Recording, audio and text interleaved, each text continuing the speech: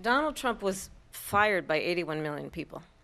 So let's be clear about that. And clearly he is having a very difficult time processing that.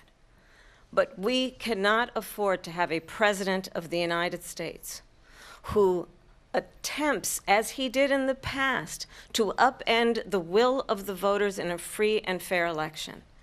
And I'm going to tell you that I have traveled the world as Vice President of the United States, and world leaders are laughing at Donald Trump.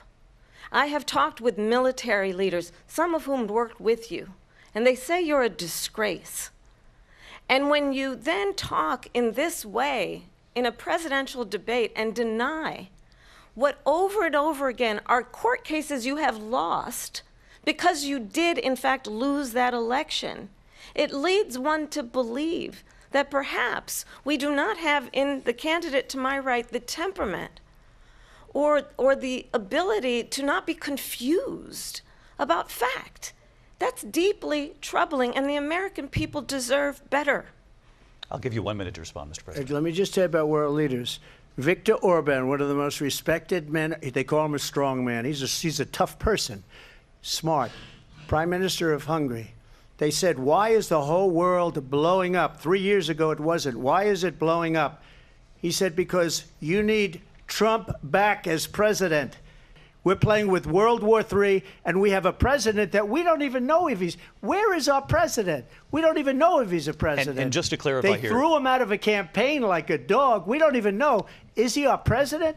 But we have a president, Mr. President, that doesn't know he's alive. I want to get your thoughts on support for Ukraine in this moment, but also, as commander-in-chief, if elected, how would you deal with Vladimir Putin, and would it be any different from what we're seeing from President Biden? Well, first of all, it's important to remind the former president you're not running against Joe Biden, you're running against me. I believe the reason that Donald Trump says that this war would be over within 24 hours is because he would just give it up. Someone who cares about you and is not putting themselves first.